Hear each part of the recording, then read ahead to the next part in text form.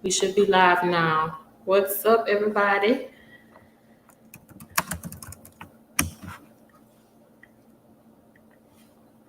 10 minutes before the time.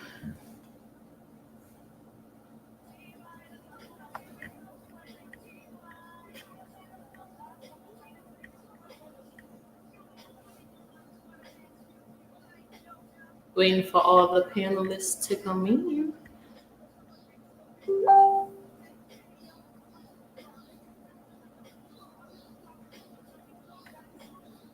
Who's in this mug? Let's see.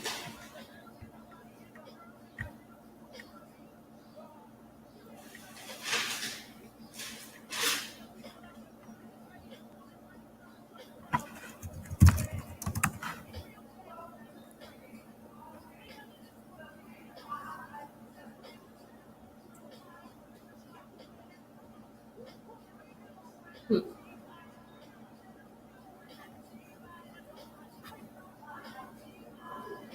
Yes.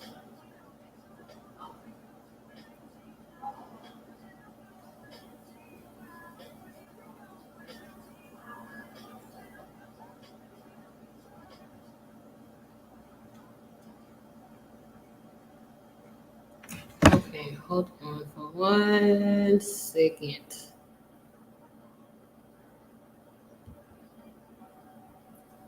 Trying to get it on, y'all. Trying to get it on.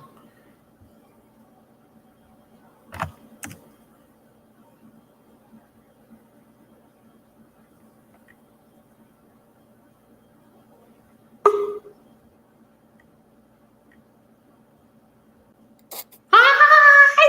Hi. How you doing? Good, how are you? I'm good. I'm excited. This is adding on. I'm really excited. I'm so excited about this. I saw Joy couldn't get in. I have no problem if you tell her that. Huh? Joy, if you tell her, here, I'll just write her. Okay. I added the new link, so it hopefully it should work out.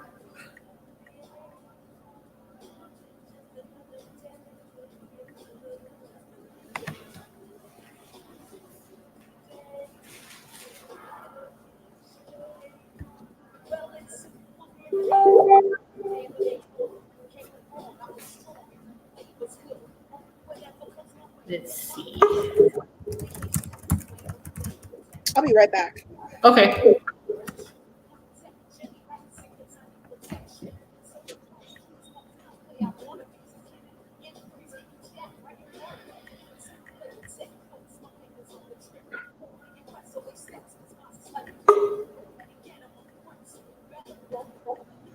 Hi! Hey y'all! What's up? What's good? We're waiting for 2 more people.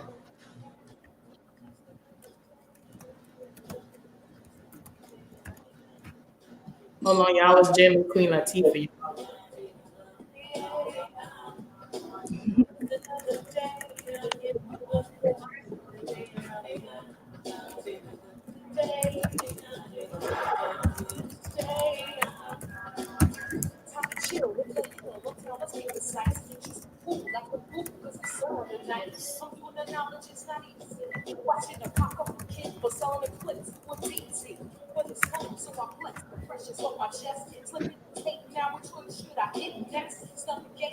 Miss Monica, you a good old receptionist right there. I know with my Call of Duty headphones. Stole those from the kids so I could actually hear. Hi. I know, they're like the Call of Duty deal. Call of No. Duty. I know, right? I was like, I'm gonna need those. Sorry, guys. They came in handy though. Lord Jesus. Let me text these people.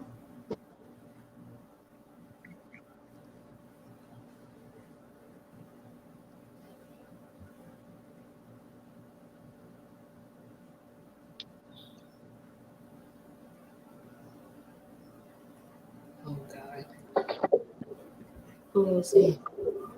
Oh man.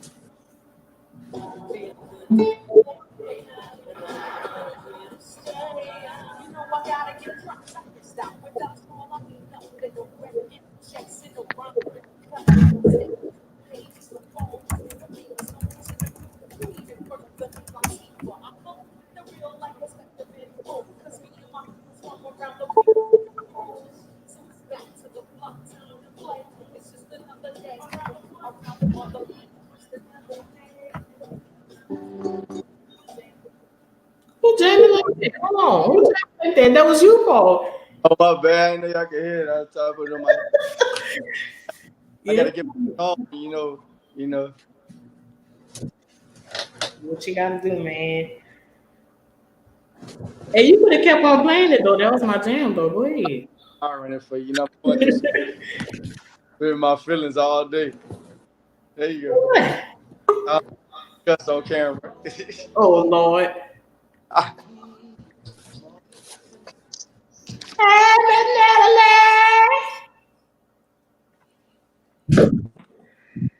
Sorry, no pretty background here. I'm literally hiding from 3 of my 4 kids. I'm done. I'm done. I'm waiting on. Simone, you gotta teach me how to stream y'all at work. I got you. I like you. I got you, man.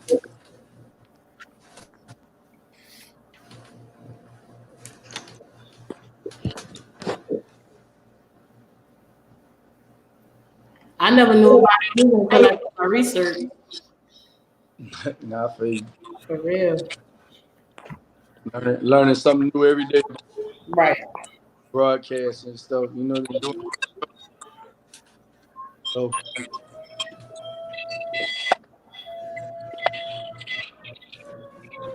come on, you can. Huh? Can't hear me? Now I can hear you. Oh, I was just wondering if I needed to use my headphones or whatever. You was going in and out, but you good though.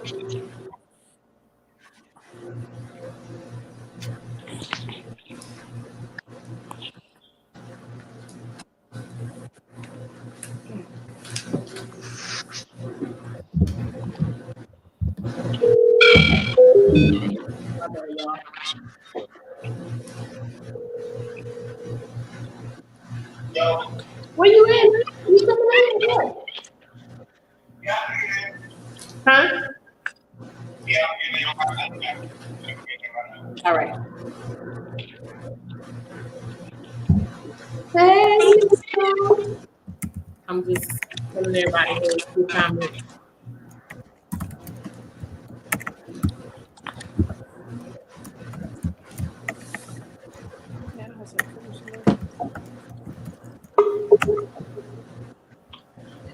There you go.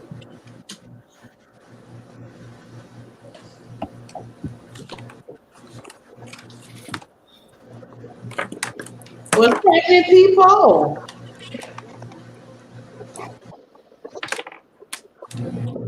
What's up? I want to start off by saying thank y'all for taking your time out today to be a part of this panel discussion. I thank y'all for taking me serious with this also. But first, since we got new faces, let everybody introduce themselves, starting with Tony.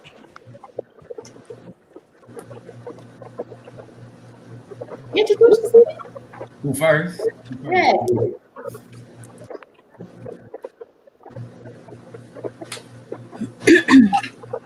Introduce yourself.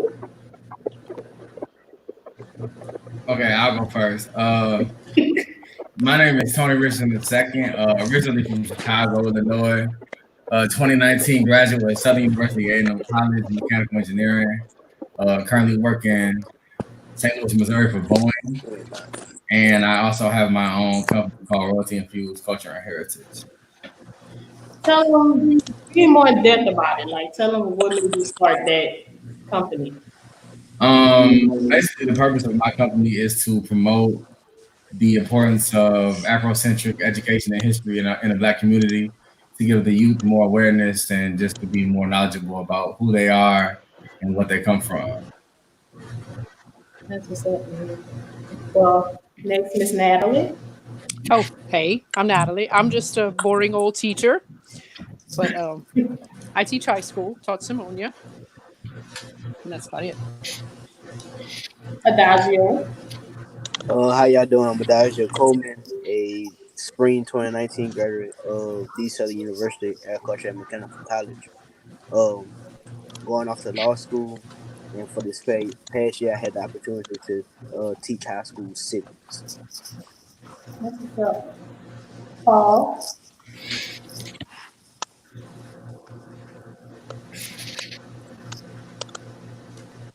Paul, you can hear me? Can you hear me? Can you hear me? Yeah, now we can hear you.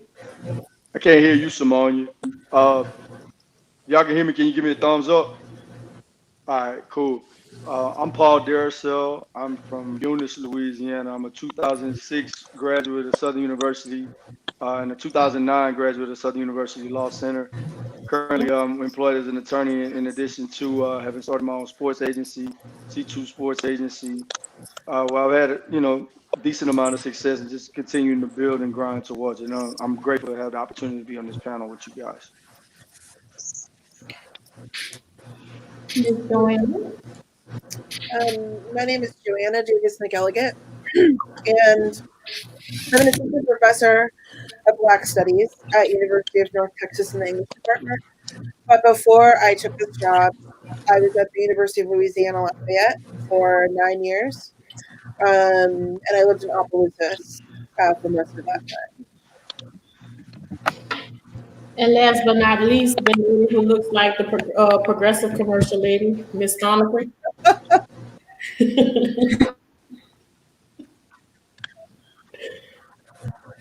That's me. I'm Flo. No, my name is Joyce Miss Donaker.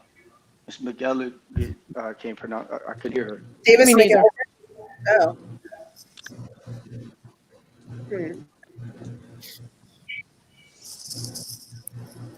Can you hear me, Joy?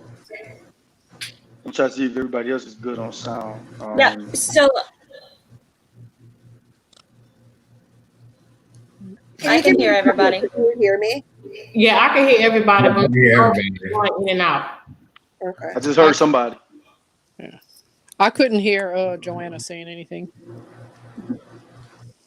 Oh, can you start the introduction again? Can you hear me now? Can you all hear me? How about you two, Natalie and Paul? Can you hear me? I don't think I can hear. I can hear you. All right. I can hear you too now, Simone. Can you hear me now?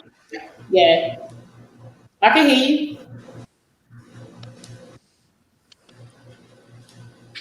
Oh, Lord.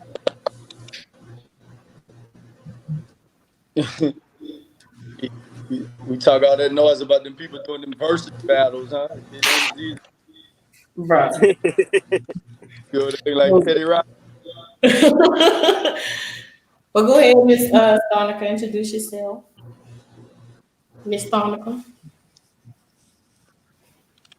My name is Joy Donaker. Yep, I'm originally from California. I moved to Louisiana and school as veterinary in Shreveport.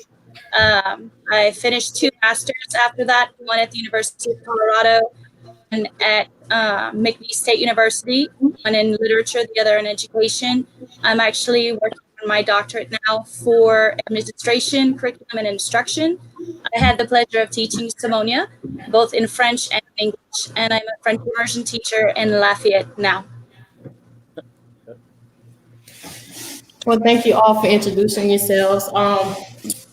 The first topic we're gonna talk about is the whole meaning of Juneteenth. And I wanted to start off with Tony, just giving a brief synopsis of Juneteenth, and also talk about what made you do the T-shirt line with the Juneteenth symbol on it. So Juneteenth is the last recorded major freedom of slaves in history. So Emancipation Proclamation, effective 1863, wasn't really a freedom day because it really wasn't enforced heavily, and the Union Army had to make their way from the north all the way to the south, and and Texas wasn't really heavily populated. So they had to make their way all the way through, and they made their last stop June 19th, 1865, in Galveston, Texas, and let them know that let the slaves know that they were indeed free, and that there was a document to prove it. And that's pretty much the major synopsis of it. And I wanted to put out the T-shirt because a lot of people have a misconstrued picture of how the slaves actually got freed, and that they actually got all freed at the same time, like it was like an easygoing process, and that they had access to certain things like immediately upon the signature of the Emancipation Proclamation. So just making a shirt, it makes a connection because we like fashion.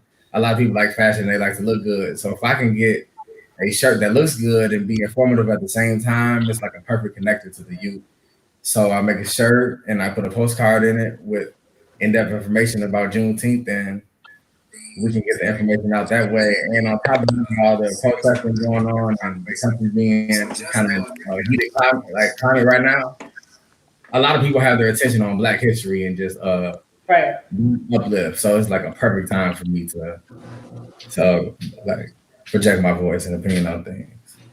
Well, my question to everybody is, when was the first time that y'all ever heard about Juneteenth, just in general?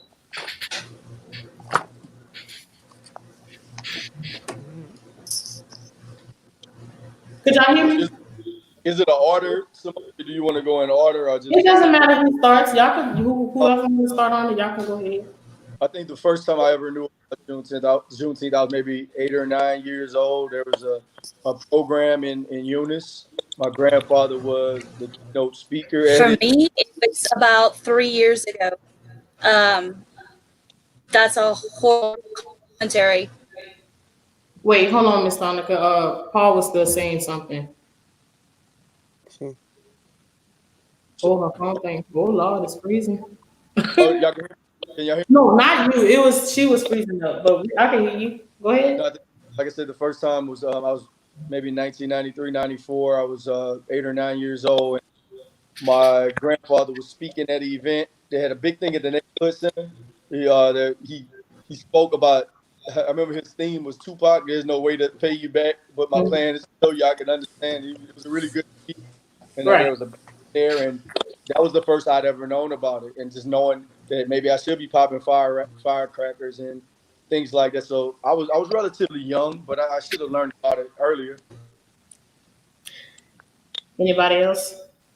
Yeah, I was thinking about this. I was a little kid, and I read about it in a book. I don't think I really fully comprehended what it meant until I was in graduate school. So it wouldn't have been. I always thought of it as sort of a regional, not a regional, but just a sort of generic Black celebration, like Kwanzaa or something. So it was moving to the Deep South that gave me a new appreciation. And now that I live in Texas, obviously because of COVID, there were no celebrations. But now that I live in Texas, it's a very big deal here. I was fortunate enough to grow up with it. Every year we'll go to Cleveland, Texas. Most of y'all probably don't even know where that's at. It's literally in the middle of nowhere. But our family would come together and we throw a big Juneteenth celebration / family reunion. And we had two uncles, great uncles that now has passed away. They lived to be 100. They would sit down and tell us, both was in World War II.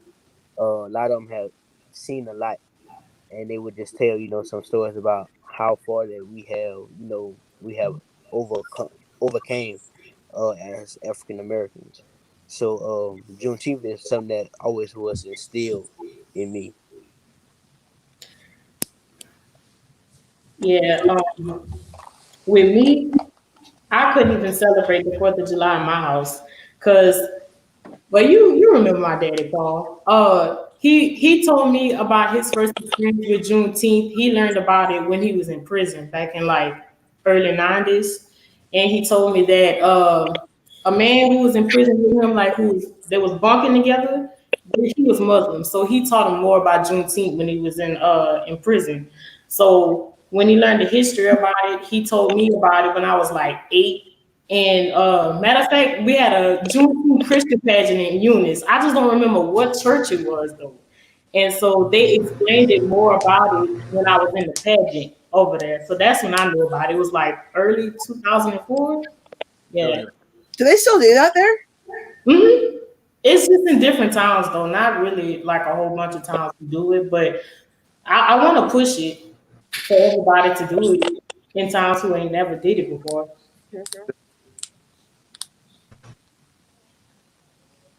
Um, okay, now I have a question that y'all probably gonna be like, oh Lord. So I seen recently that a statement was made by the President of the United States saying that if it wasn't for him, Juneteenth wouldn't be recognized. Can y'all give y'all thoughts and responses about all of this? I mean, I have seen some increasing anxiety, which I think is well warranted, in the wake of the recent protests and uprisings. There is always an anxiety that white industries and white corporations will continue to corporatize the Black experience. You know, before long, when I saw people talking about how you could go to Starbucks next year and get a Juneteenth Frappuccino or whatever. So I think that, you know, we have good reason to worry about and in a co-optation. But obviously, you know, what Trump said is asinine. If you could credit for anything, it would be for its corporatization. Right. Anybody else?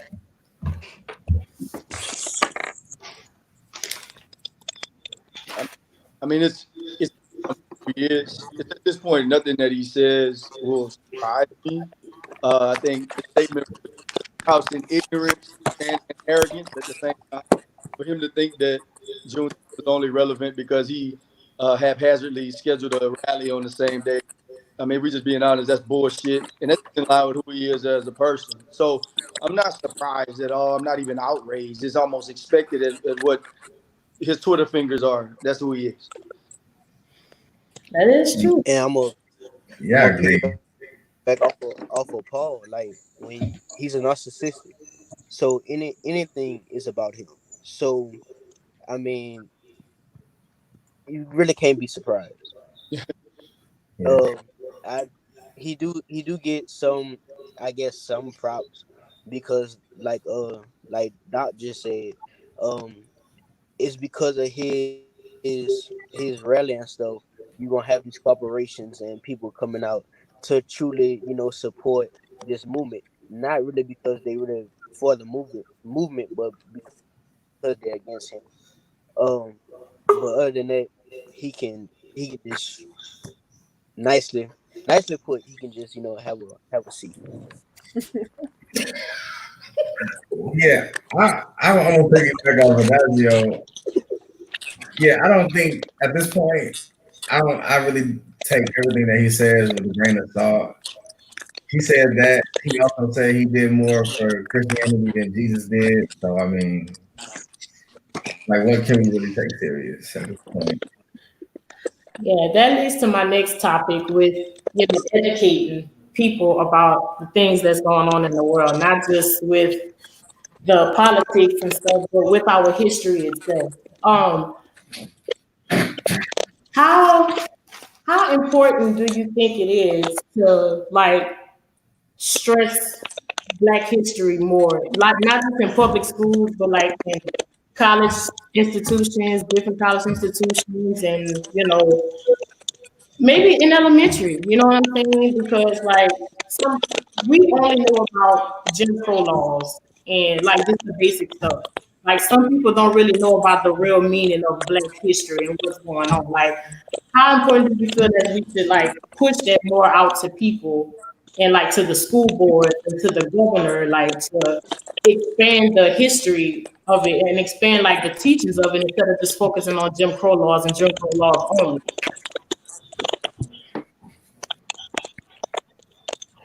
Anybody?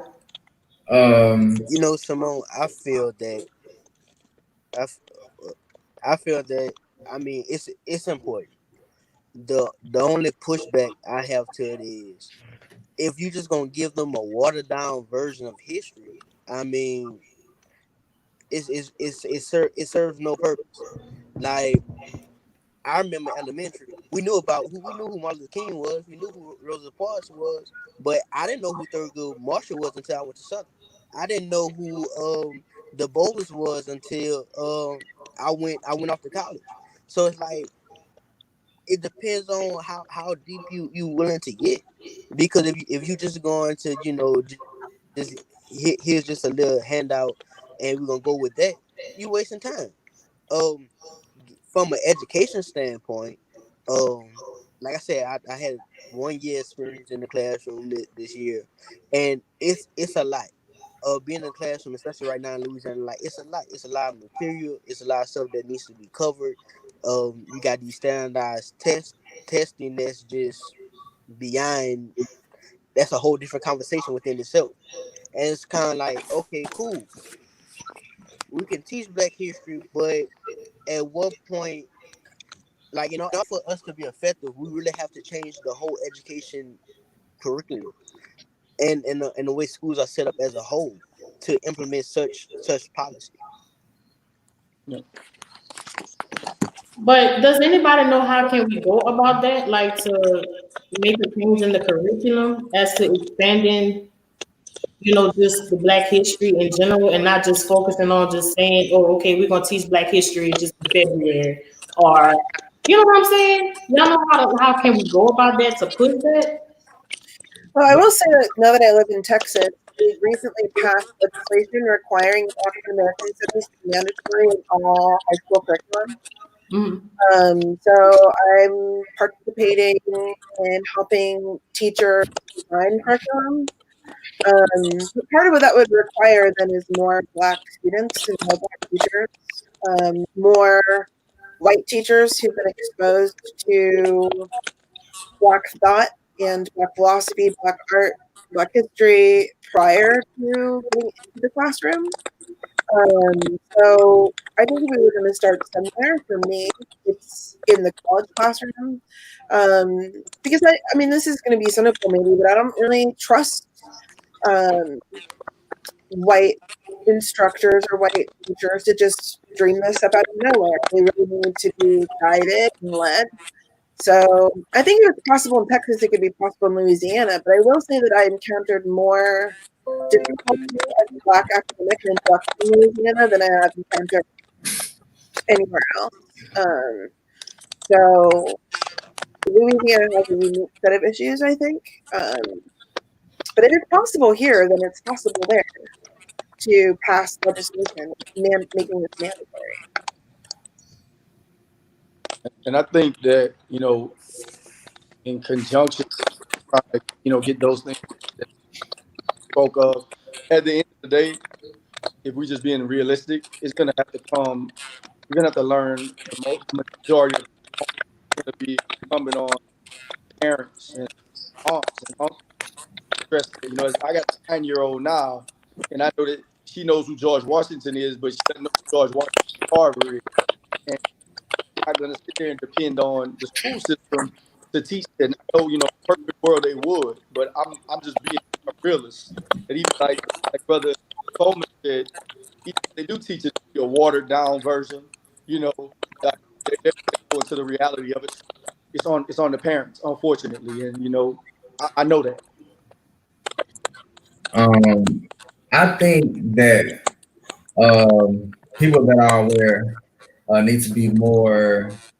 They need to push like true education more. We need to be involved in school boards and things of that nature, and we need to like really address address things when we see them. Like for example, if you have two parents at home and they see their kid flipping through the history book and they see like a white Egyptian, for example, in the textbook, if you know anything about the Egyptians, like we all know that's like a false depiction of like Egyptians. Like this is like a very small example, but things like that are like they're very common.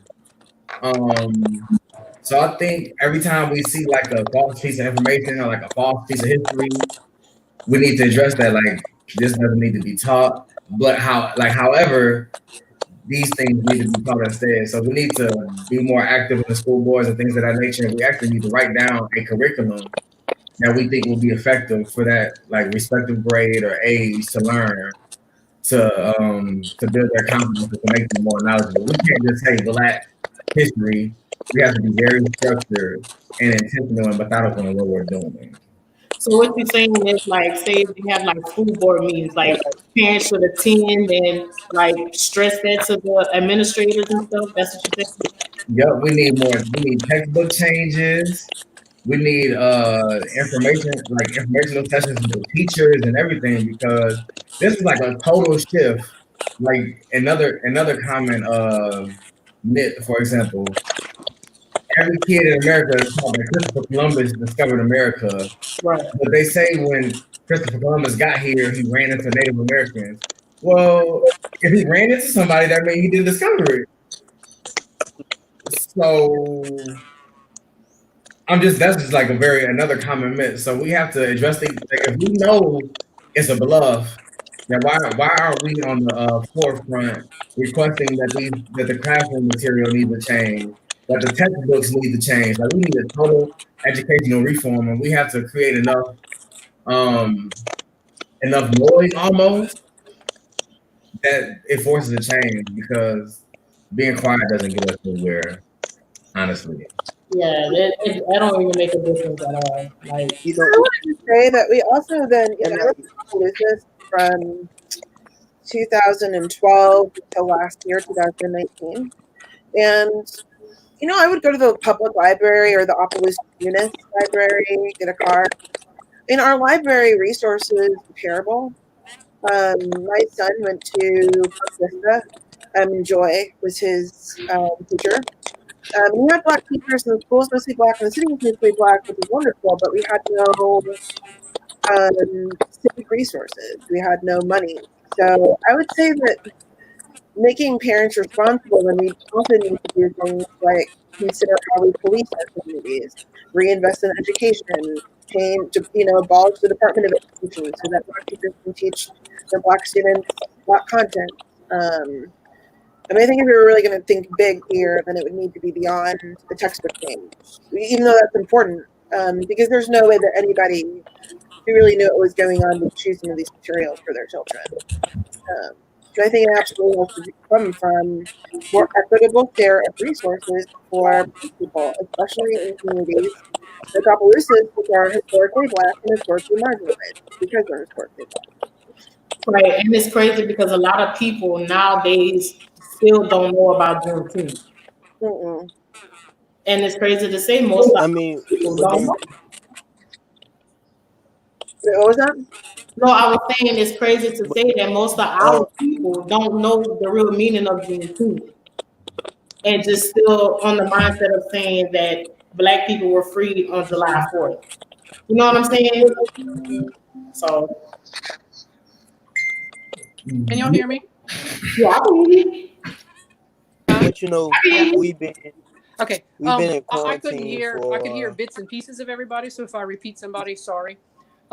As far as the curriculum goes, from my standpoint, like the curriculum is so far above even the district level. Like, it would have to be addressed way at the state level, which I agree it does need to be addressed. And unfortunately, like Paul was saying, I do think a lot of this does need to fall back on kids' parents. I'll be honest, I don't know any history. I'm a science person. Like, I totally suck at any kind of history. But like at the last election, like for example, I'm probably the number one Ben Carson fan in the country. Like, I love the dude and everything he stands for. And I'm like talking about him in my class. And mind you, I teach 18-year-olds. So, I mean, I teach seniors. Half of them can already vote.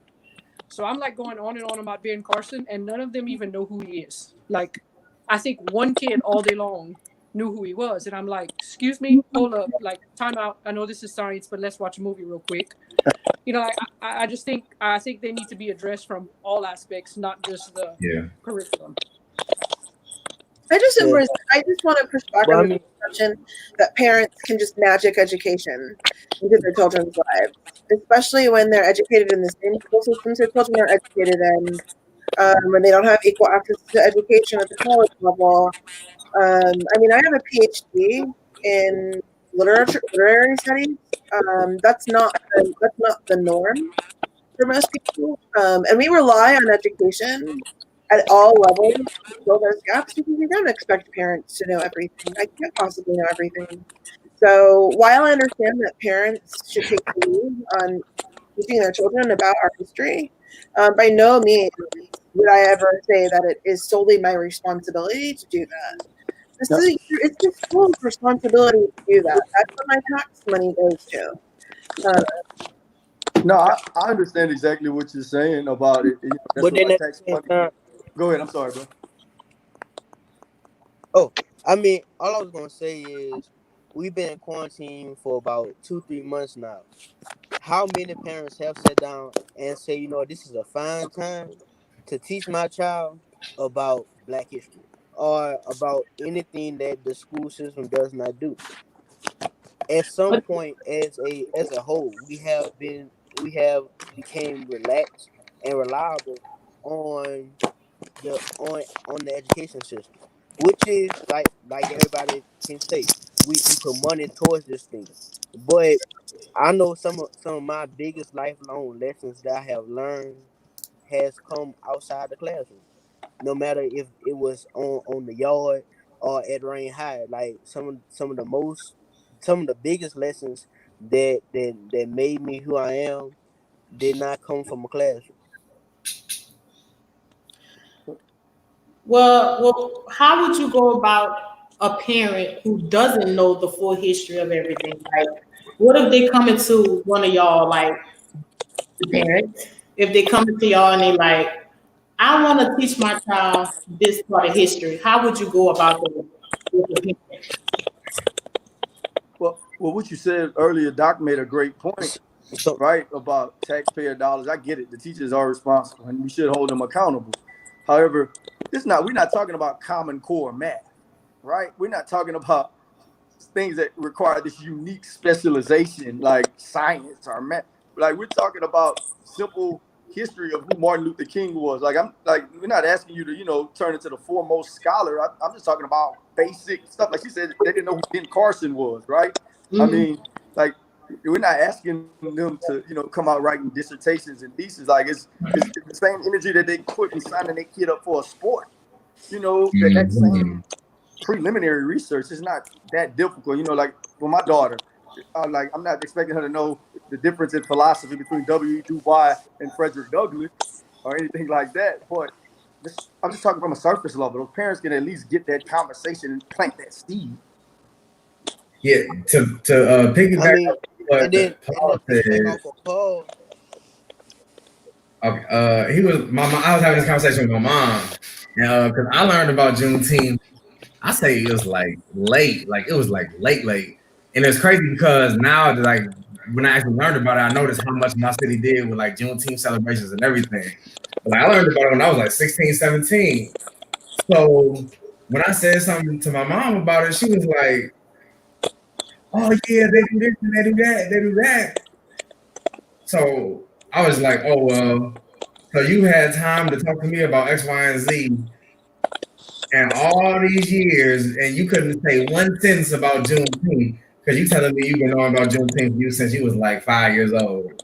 But we let this much time go by. We talk about everything else, but we couldn't even talk about this one holiday. So I also think that we lean too much on the educational system, and like Adagio said, we learn a lot of things outside of the classroom. So we need to be more intentional about what we teach our kids and when we teach it, because again, certain things about our culture that we won't learn in school, like they directly affect a young kid's confidence and how they feel inside their skin. Like I won't do too much. I guess I just do wonder how do we educate? But even Legitimate question: how would we educate adults? so, I would say They need to have children because there's a resource gap at every level. Even if I'm not asking people to write theses, I teach basic African American literature every semester. My students don't know who Frederick Douglass is. And that's like a multi-system failure. And some of the adults that I teach don't know these things either. Somebody just asked the question. They said, "What happens when the resources are low? Like when it comes down to stuff like this." so. I would say the resources is never low. I have a 5-year-old godchild, and has her iPad or something in front of her. Like, it's as simple as you go to Netflix and what Oh, he's breaking down. Netflix, or it's as simple as YouTube, and it's like Google is free. I can't hear you, bro. Yeah, you got to repeat that again. He's breaking up. He must be in rain. They ain't got no service out there.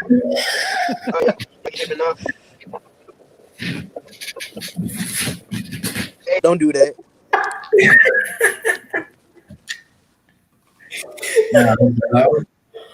Oh, he definitely cut out. To piggyback off Dr. Joanna, I think that's a great point because, again, growing up in a big city, I realized how, like, me and some of my closest friends, we all went to different high schools, and we did really have like different level of resources. Some of like the private schools, like ones who went to private school, their resources were out the world, like ACT, SAT prep like a million times, like no matter how many times they had to take it and how many times they had to prepare, they had it.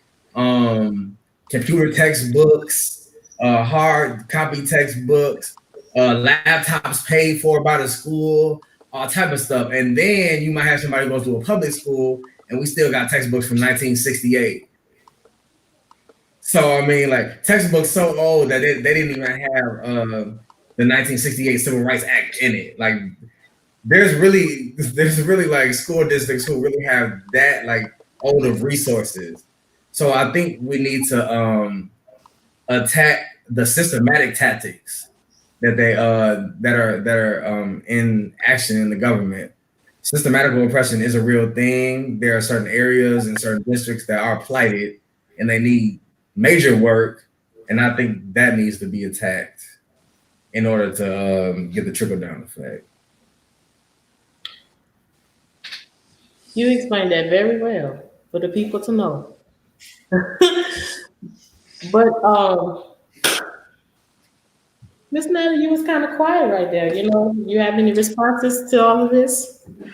I'll be honest, you're the only one that I can really hear. Oh my God. Oh Lord. Well, I hear you and I hear Paul, and everybody else is kind of breaking in and out a whole lot. I keep switching back and forth between my headphones and a speaker, and I'm catching bits and pieces. Oh Jesus, hold on. Gotta add Adagio back in. What I did learn in just doing like a Facebook Live show is just like if everybody has headphones on, it does help. So next time we do this, it does help. Like if everybody has them on, it cuts back on the feedback on the bounce back. Okay, that makes sense. Yeah, I don't even know what my headphones is, to be honest with you. I lost some things. But I have another. I'll just add this to the end of it. And like I said, it may have been said before because I can't hear everybody. But as far as the curriculum goes, it definitely needs to be updated to include more Black history. But what teachers are dealing, and I mean, any of you who teach right now in the public school system know, like, you're basically given a script right now. I mean, these changes need to come from way higher up than the teacher level. I noticed that since you said that, because when I was in high school and when it came down to history stuff, like even my cousins who had the same history teacher, you know who I'm talking about, it's the same thing. Like nothing has changed at all. Like it's just strictly focusing on Jim Crow laws, Martin Luther King, Rosa Parks. Well, I Like, mean, I'll tell you, it honestly has changed a lot since you left, as far as it's even more scripted now than it was before. Yikes. oh, can you elaborate on that? Because I don't really know. So Well, different subject. I mean, you're basically, as a teacher in some areas, you're basically given a script from the state, and that's exactly what you have to teach in that order, how they say, and that's exactly what these kids are tested on. Ooh, And You know, man, that's why I'm saying it comes from so much higher up than just the teacher in the classroom. Like even when I just started, which wasn't that long ago, I mean, they would say, okay, like by the end of the school year, these kids have to know this, and you kind of had your flexibility as to, you would teach it your way and how you wanted to. Like now, I mean, luckily in my content area, it's not too bad, but in several of them, I mean, they are basically given a script and here, read it. Like, so. I'm editing a collection right now, and we were talking about curriculum design just yesterday, and they said that conversations about how to teach, what to teach, that's mostly theoretical now, because teachers are, like Natalie said, being given a script and told what they have to say and in the order they have to say it. So I think, and this is not even from the district level. I mean, this is from, state or higher. Like, this is not each parish saying, hey, you do this, this, and this, right. that's pretty interesting. That really is interesting. Like it's very, very scripted. And somebody just commented under it, one of my friends, he's a English teacher at Baker High, and he said the same thing. It's very, very scripted. Like I'm pretty sure almost any teacher who wanted to teach not just history, but just anything, like wanted just to expand their surroundings and horizons around it, but they just got to follow the curriculum. And I mean, you can vary from it and make it your own, but I mean, at the end of the day, all of these standardized tests at the end of the school year that these kids have to pass, that's what they're being tested on.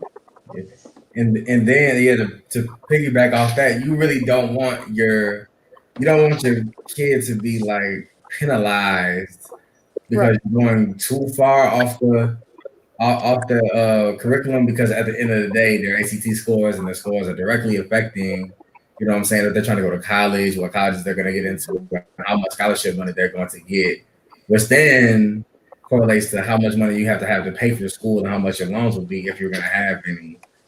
So little things like that can directly affect like your future in a massive way. speaking of, this is just a question that just came to my head, and I just want to ask anybody can answer it. How is the teachings different from HBCUs to PWIs when it comes down to topics like this? Like anybody could piggyback up on it. when it comes I to would what? say Like with the teachings itself, like the difference of it from HBCUs to PWIs when it comes down to topics like this.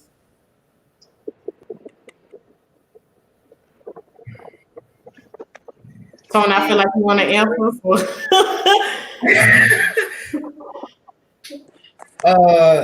I really again. I was a Southern, so I didn't go to a PWI. I never sat inside of. I took one class at a PWI. I took measurements. It was an engineering class there. But as far as just like the experiences and coming up with the conversation and things on those campuses, because I have friends that went to PWIs and stuff. The whole HBCU culture is like teaching you, like you are constantly learning throughout the whole thing. Like you can learn stuff about history, walking to class, like walking to the union, or walking to your curriculum classes or whatever you may be doing. or you could just be in a car riding to go get some food, and somebody just sparked up a conversation. Because like at an HBCU, it's cool to be woke, like quote unquote woke. Like if you're at an HBCU and you're not woke and you're kind of wasting your time, like that's the trend, right? Right. So the whole experience is about, you know, like learning about yourself. That's the reason why we're there in the first place, most of us. So compared to PWI, not really. I feel like they miss out on a lot of the information that we get and things of that nature. And the focus, like historically, Black colleges and universities were founded for that purpose in itself, like for higher learning for African Americans, and like PWIs, aka regular standardized schools. That's what they were created for, just to teach.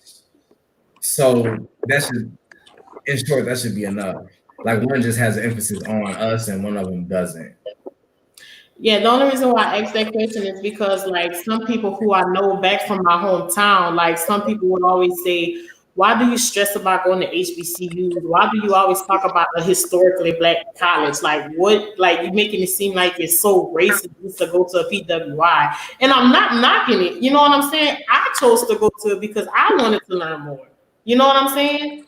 So it's like some people didn't really fully understand and grasp why I went to HBCU. Not just because most of my family went there and some people that I know went there, but I chose it because I wanted to go and explore my, you know, surroundings, and just not just teach the younger generation, but teach my nieces that's coming up behind me. You know, my nieces that's looking up after me. You know what I'm saying? So how would y'all respond to somebody who was like even saying stuff like that to you? I would, you know, I went to HBCU for 7 years, and my experience in 4 years undergrad, 3 years law school, it changed my life. I will always forever sing the praises of HBCU because I discovered myself. I was able to find that maybe I wasn't weird. It was like, damn, it's a lot of other people like to get lit and go to school and are multifaceted. You know, it grew me up as a person. You know, it prepared me. You know, a lot of people, there's a misconception that going to HBCU doesn't prepare you for the real world. That's not true. They taught me that I had to be a little tougher, a little bit more polished, a little bit more resourceful from standing in them damn lines all the time. Y'all know. Patience. Times go awry. You know, in law school is 52% Black, 48% white, right? Mm-hmm. But that experience is that confidence. You know, some people feel that HBCUs coddled you. That's not the truth. They just allow you to be, you know, they allow you to grow and make mistakes and ultimately make you the best version of yourself. So for me, there's this, it's gonna be parties, yes, we're gonna join frats and do all these things and that, but that's part of the culture. But at the end of the day, that HBCU bond, like you've been on Twitter before, we jumping whoever. Like let somebody say something, we might say something about Grambling, but LSU better not, you know. Right. And then there's this whole HBCULM or these other schools trying to call themselves HBCUs. That's disrespectful, you know. So I'ma always be an advocate for the culture because HBCU is part of who I am, and it's the reason I am who I am, aside from God and family. Same with me. I'm gonna always be an advocate no matter what. Like I said, I tell anybody, I'm not gonna knock where you go, but that's just who I am. That's who made me. Southern University made me. Go ahead, Tony. You put your finger. Yeah, I gotta say this. So, man, about the HBCUs coddle, that's like a myth, and it's like so common. But like I'm gonna tell y'all when I like finally realized like Southern was really it. Like HBCUs are really it. So I was a part of extracurricular engineering research group for Southern, and we had to do a presentation at LSU. And you know, we like, oh, presentation. You know how Southern do at HBCUs. We got the suit on, you got to iron the shirt, you got to polish the shoes, socks got to be on point. Like you got to look good. You know, you ready for the show. Right. So we on the LSU, we ready. We about to do this presentation. We all suited and booted. You know what I'm saying? So we give our presentation, and then you got LSU students coming up there in jeans and shorts, and we like what is this? So at that point, I was like, you know what? It's straight. Like that is a straight, like complete myth. that we get coddled. We really get prepared for we really prepare more, I think, in my opinion, for the real world than specifically Black students that don't like attend HBCUs, because when we talk about Black professionals in the world, we actually produce most of the Black professionals, even though we only account for not even 10% of schools in America. So when you look at the numbers and statistics, it actually shows that we produce more, we produce quality.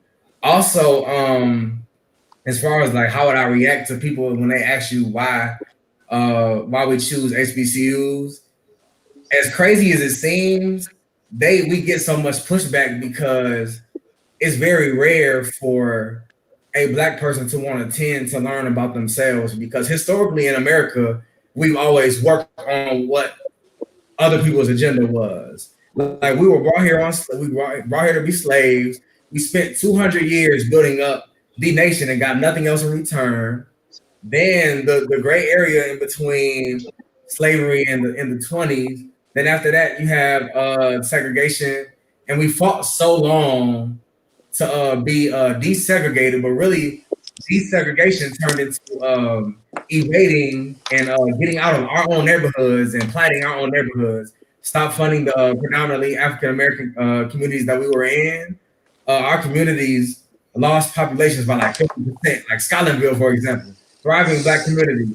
As soon as desegregation happened, they left.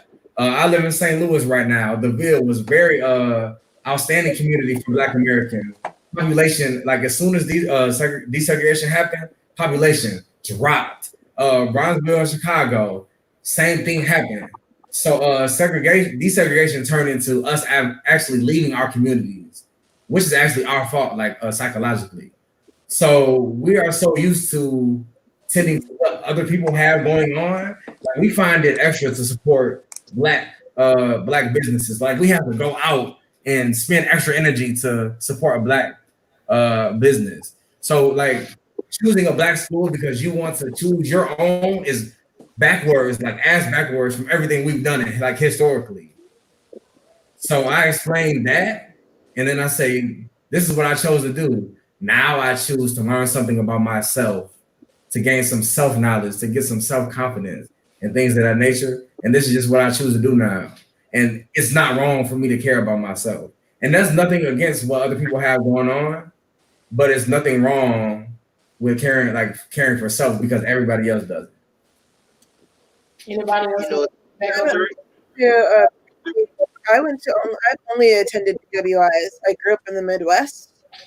I was born in Kansas, and then I grew up in Iowa and Illinois. And I just went to state school. I mean, I think my tuition in 1998 was $1,500 a year or something, $3,000 a year. So, I have had a lot of Black students, especially in Louisiana, who went to HBCUs. And one of the things that I noticed is that coming to a PWI from an HBCU, they're not as nurtured, they're not as cared for, their confidence in themselves is really rocked. Because that's what it means to be at a PWI. For the longest time, I think people believed that you could not get a quality education or superior education in HBCU. And that's just, straight up white supremacist thinking. Because you can get the same quality level of education at Southern that you could get at LSU. Only then you would be able to be in a community of people who are like you. And one of the most important, I have I've edited a collection on marginalization in higher education, and the problem that's found the most as a Black woman in PWIs is being the only Black woman and the first Black woman wherever I go.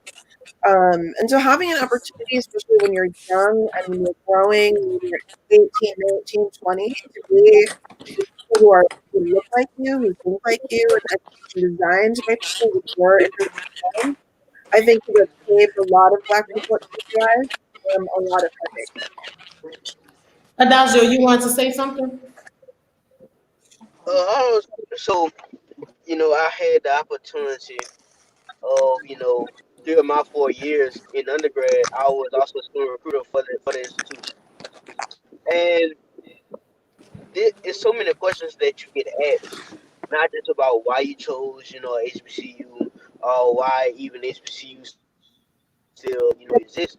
And quite frankly, the reason why HBCUs are what we are is because HBCUs show you the truth on being black in America. Think about it. From where most of these institutions are located at, most of these institutions are in food deserts. We look at the black community. Most of our communities are in the middle of what? A food desert. When we look at funding, HBCU funding compared to PWI funding is ridiculous. But when we look at the funding put into Black America versus the funding put into America as a whole, it's it's it's a parallel between HBCU and the Black community that you cannot no longer ignore. Like HBCUs, like Tony said, has produced wonderful Black professionals. The Black community has produced wonderful, Americans. However, when you look back at it, in for a lack of a better word, their knee is still on our neck. So the reason why I think that every African American student should have at least one degree from an HBCU is simply because outside of the education quality you're going to get from these institutions, you're going to get something that your money cannot buy. You're gonna get some friends. You gonna learn some stuff that's not in no textbook. Right. And then you're gonna be able to walk out and you're gonna be able to take over the world, understand that hey, I can be comfortable in my skin because it's not just about how I look on the inside, but it's also what I bring to the table. That is definitely a good explanation how you said that. But speaking of HBCUs, and I want to talk about HBCU athletes and PWI athletes. Since Paul, you in that field, I wanted to ask this question. Like I've been wanting to ask this a long time ago. We just never really had a chance to talk. Because I did a paper about this maybe like my sophomore year, and it was like, how can I put it? We're talking about the funding with HBCU athletes, like going to the NFL and this and that, and just like people, like just the athletic department at HBCUs taking care of their athletes, like just to get better and just become a better athlete, just to get drafted into the NFL. So my question to you is like, how can us as a whole, like just go about with, how can I put it, like getting the black athletes noticed more when it comes down to HBCUs? Well, question. I recently just represented a HBCU athlete, unregistered from Southern, right? So I kind of firsthand, and I mean, I could talk freely about it, burn bridge or anything, but there's certain aspects of the other school that did really well. Like, I talked some of the coaching staff; they were very proactive in helping him get into all-star games and making sure he was doing well. I say that I think a lot of the reason some of these higher level athletes aren't choosing HBCUs is I think it comes down to the facilities to a certain extent, right? And in this recruitment age, especially in football, I think it's more likely you'll see guys can sign wherever in basketball because it's basketball. When we talk about football, the reason a lot of these guys are going to Alabama and LSU because of the history and the lineage of the league, and it's also the prejudices that come in the scouting community. A lot of these scouts and stuff, they'll take a guy from Clemson who was at the end of the bench over a guy who went to Southern and actually produced. So it's an uphill battle for HBCU athletes. I think that Southern can do a better job in the weight program and giving more supplements and doing those things like planning and things like that. But it's difficult because we don't have the funding in a lot of those respects as these schools, because a lot of these schools have way more money. So it's always going to be an uphill battle, particularly in football for an HBCU athlete. You think there's a way that we can go about that with like more funding when it comes down to that? I mean, that comes down to the boosters a lot. Like a lot of that is boosters and alumni associations. For some reason, I just got through talking about this yesterday with the guy from HBCU Game Day. We're not donating as much back. A lot of these bigger schools got a booster who dropping $2-3 million, and that's going towards the athletic department. So we're hamstrung to a certain extent. Tony raised it. I kind of man, so I use this analogy all the time. It's gonna take time to do that, but we can definitely get more funding for HBCU athletics. For example, say if you, Simone, say if you have a business, right, and Paul has a business as well. Say if I go to Paul 10 times, right, and I go spend $10 with Paul every day for 10 days.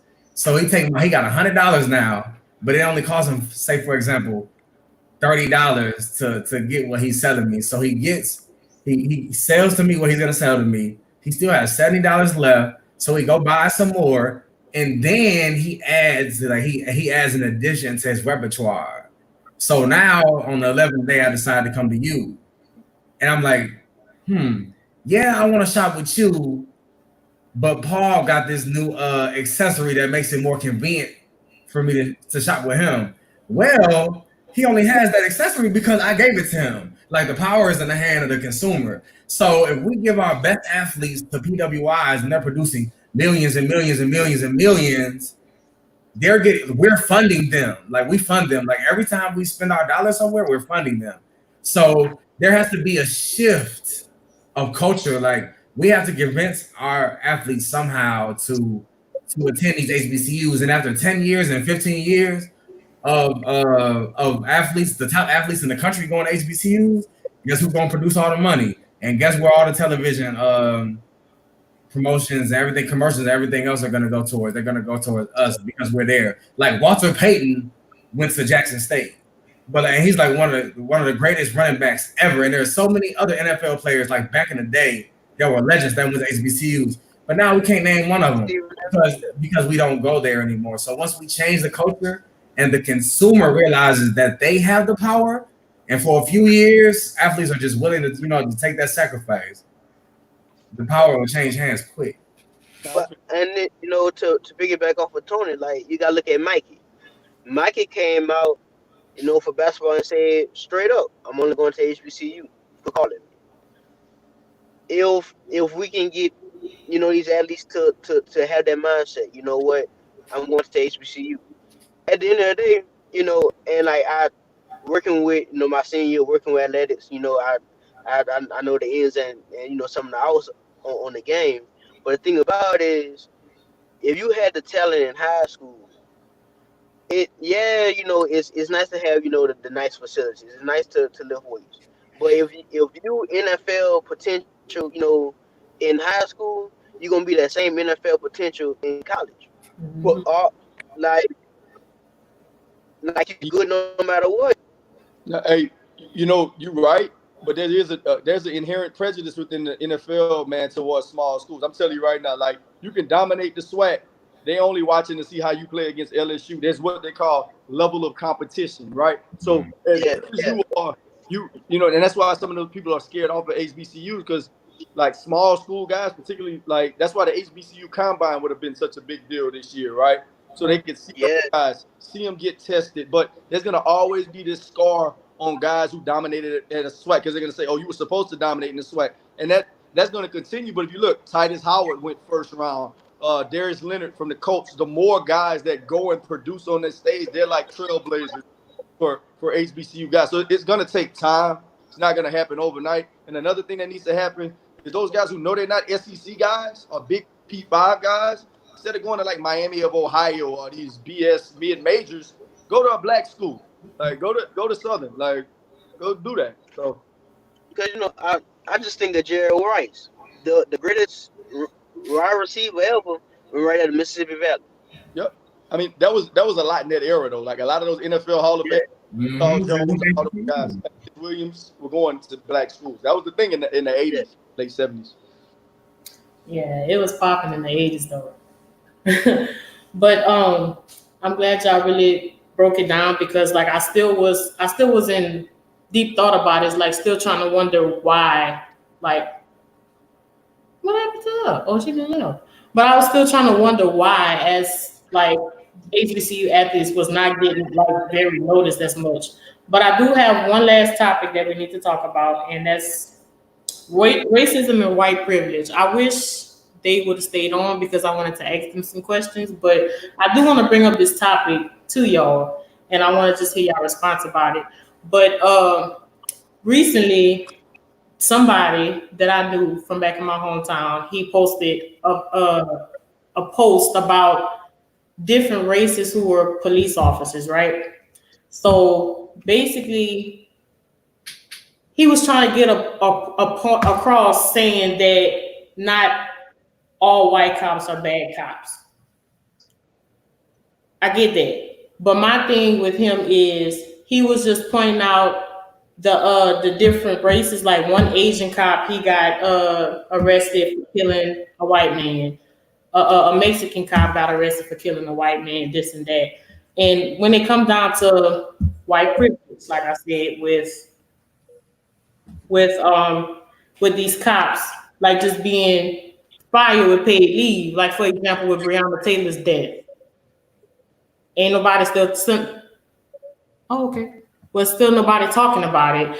But well, since y'all listening, Ms. Stonecker, I wanted to know what were your personal thoughts on racism in South Louisiana when you first came. But back to the thought, how would y'all respond to people who like just randomly say stuff like that and don't even know the full definition, like don't know the full meaning and what's going on behind all of this, because they feel as though that they can respond to it. But my thing is, y'all don't have to worry about walking out your house and, you know, being harassed by a cop or this and that. Like, our black men got to worry about this. Our black women have to worry about this. Our black kids have to worry about this every day. So how would y'all respond to people who just randomly talk about stuff like that? When it comes down to these other cops and saying not all cops are bad cops. So I would say one, we know this. We know not all cops are bad. However, it's many of them. It's many bad cops out there.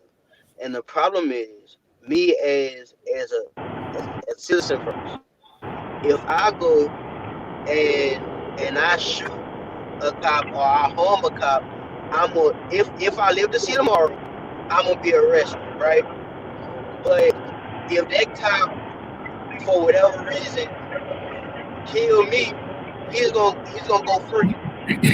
All he's gonna say is he been ready for his life and he goes free. The issue is not really about bad cops or good cops. The real issue is cops can almost get away with murder. Has gotten away with murder. And it has happened over and over and over and over again. The one thing I hate when they have this rule, like if you're fearful or if you're afraid of your life, you have the right to shoot somebody. That's the only thing I hate, seriously, because they just use it freely, and I seriously don't know why. And they're always targeting black people. So Paul, you know about a little this law a little bit. Like, can you elaborate on stuff like that? Because I really don't understand like why. As far as like the immunity that the police have, or what do you mean? Which law? Like when the rule that the police have, like if they're fearful for their life, they have the right to shoot somebody.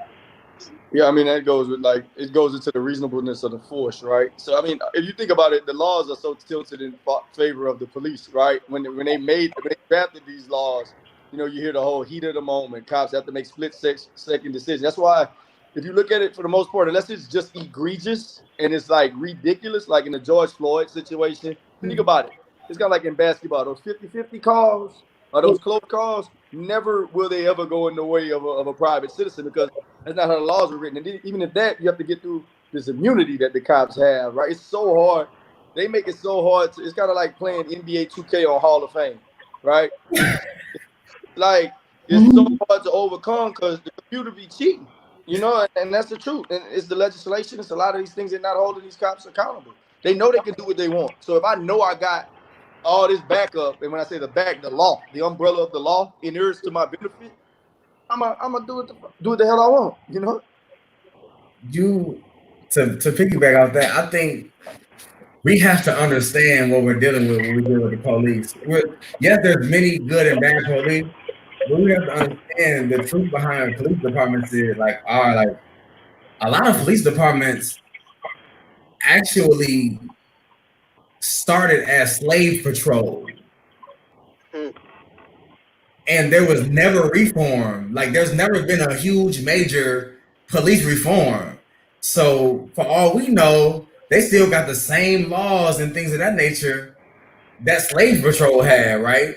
So where in the law would you morally like think it's legal to hold your like knee on somebody's neck for 8 minutes and 46 seconds? Like, Right. at what minute and what second are you not fearful for your life because you know that person can't do anything to you? Like, if I have my knee on your neck, I know you can't do a thing to me. Like, and you got cops holding my hands, holding my feet, and like your knees on my neck.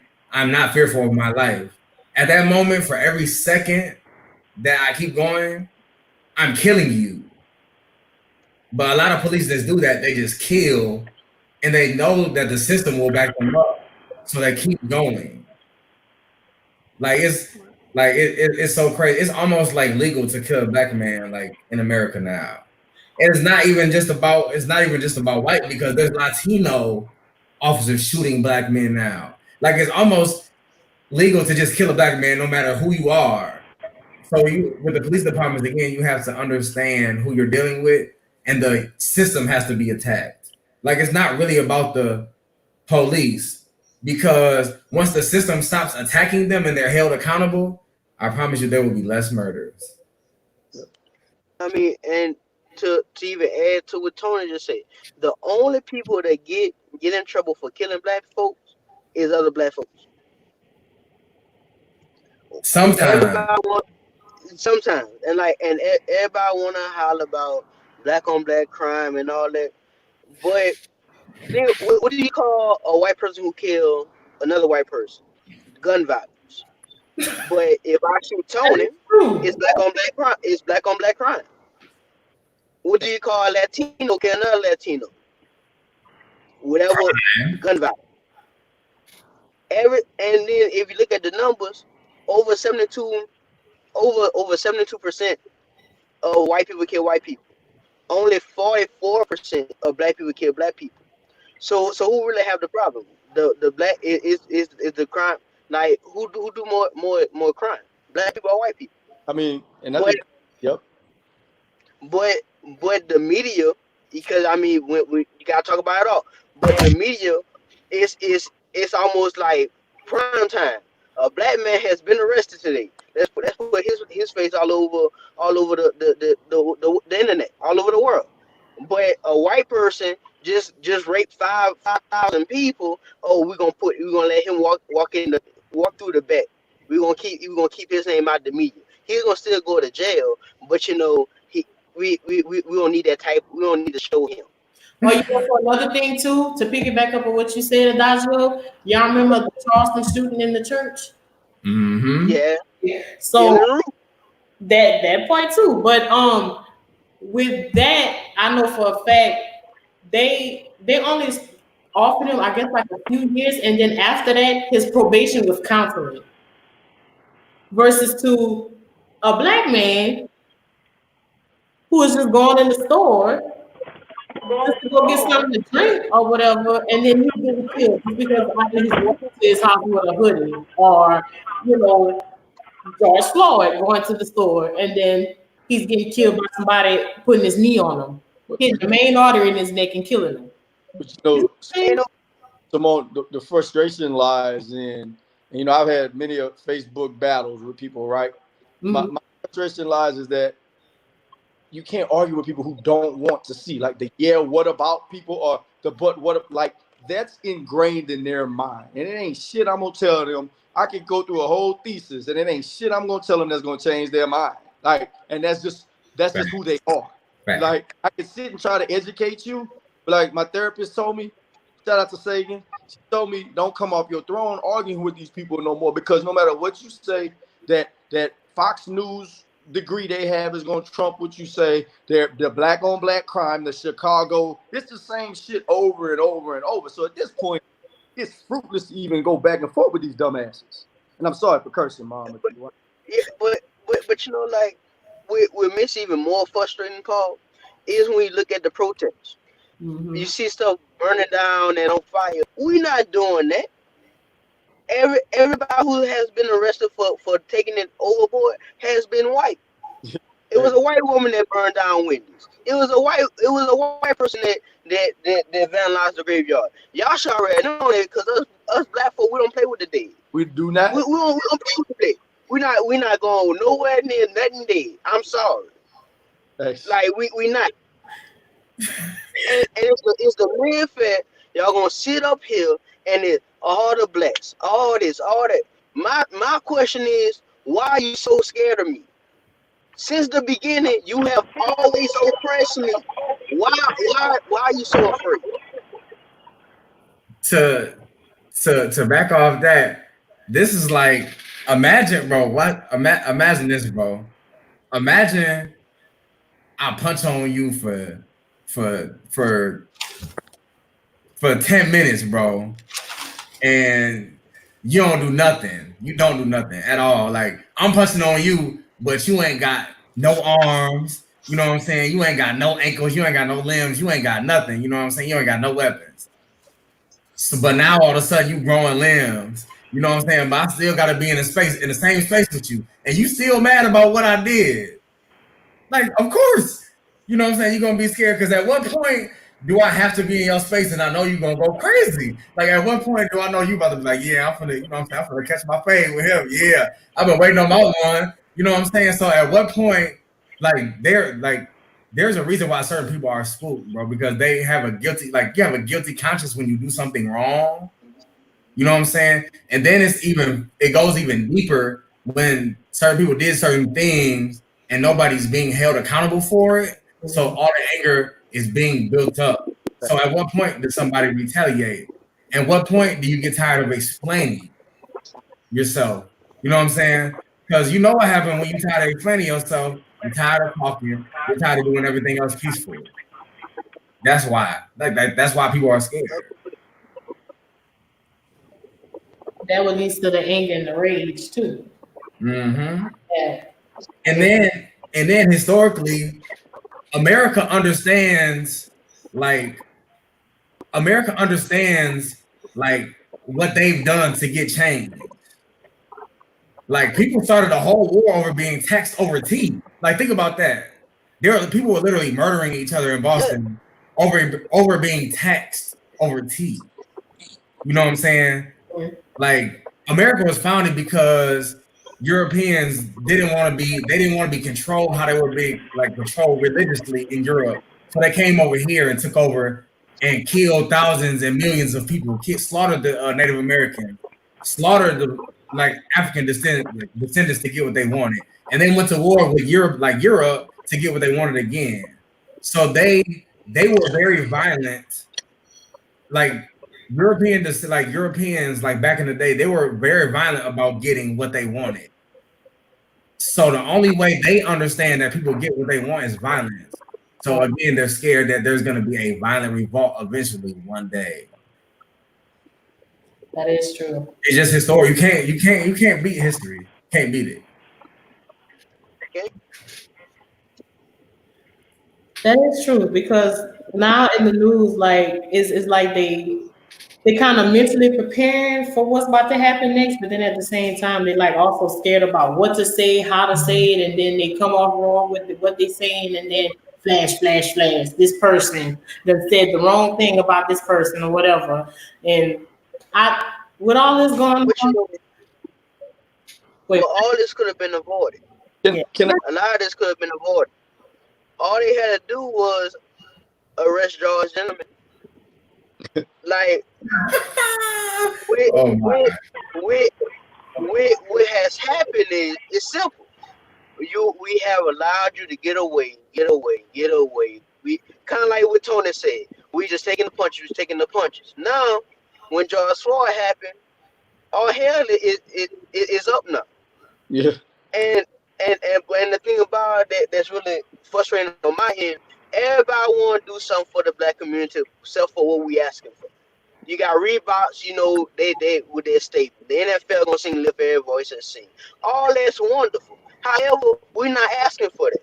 We are asking for you to do right by us. Change some laws. Don't give me no t-shirt one time about Black Lives Matter. No, show me. And don't just show me by giving me money. Show me by changing the systematic racistness that we have going on. You wanted to say something, Paul? Simonia, can you I hear wanted me? to ask Natalie a question real quick. Oh, go ahead. So Natalie, not to single you out, but like, Go for it. what type of backlash would somebody such as yourself receive for just posting that Black Lives Matter? And is that a real thing? Because I know a lot of people that want to speak out, but they're afraid of what they may get from their Caucasian counterparts. Absolutely. And Sonia and I had a conversation last week. Like, you know, as an educator, obviously I've been labeled as everything, depending on what mood your students are in. But, you know, like, it's touchy. I mean, like, you obviously want to speak out. You know, if you don't speak out, you're the problem. If you speak out, say the wrong thing. So I'm like, holy crap, what do I say? And, you know, she and I had this conversation about white privilege because years ago, I mean, like, I think education is to be part of it across the board. Like, if you would have asked me years ago, am I privileged? I would have told you, you know, hell no, I'm not privileged. Like, my parents worked their whole life. My dad picked cotton. My dad worked overseas. I'm not privileged. My parents worked for everything, you know, and because I didn't get it, you know. Now that I'm an adult with lots of black friends who have children the same age as mine, like, I get it. And a friend of mine had this conversation the other day. She's like, you know, when my boy leave the house, I have to pray, you know, that nothing happens to him. And I'm like, you know, like, I get it now. Because when mine leave the house, I just pray that they don't do nothing stupid to get themselves hurt. You know, like, it was until she and I had a conversation that I'm like, okay, now I get it.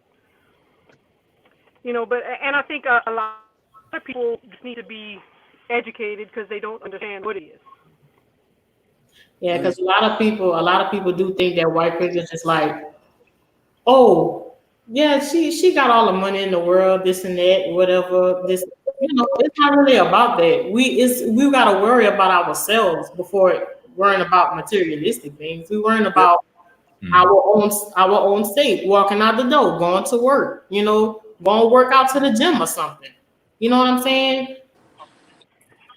Yeah. Right, but yeah, like I mean, to answer your question, I don't know if I did, but like, so when the whole George Floyd thing and everything happened, like, so it was like it was a few days before I said anything because I'm like, okay, I don't want to offend anybody by saying the wrong thing. I mean, obviously it was wrong. I mean, that don't even need to be discussed. I mean, that was wrong. He needs to be under the jail, whatever. But you know, like, as far as for what I said, I didn't want people to take it the wrong way, or, you know, I mean, it's hard, especially when you're in a position like I am, you know, teaching.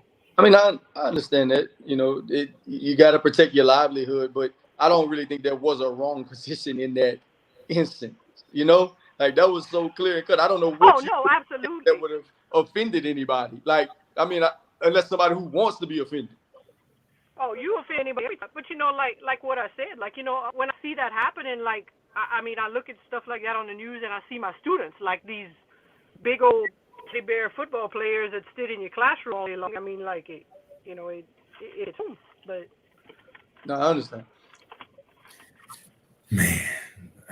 Well, Paul, I know you gotta go. Come on, I'm not trying to cut out on you, but I got a 7:30. So yeah, I was just about to end it right here, though. Nah, y'all good. Y'all don't worry about me. All right, appreciate being on with y'all. All right, thank you for being on.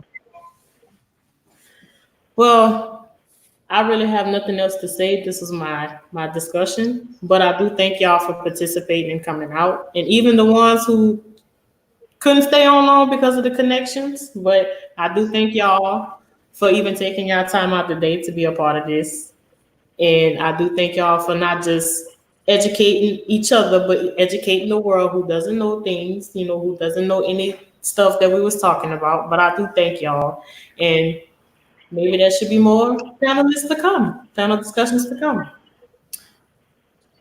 All right, man. Thanks for having me. Thank you for having me. Thank you so much. Bye, y'all. Thank y'all. No problem.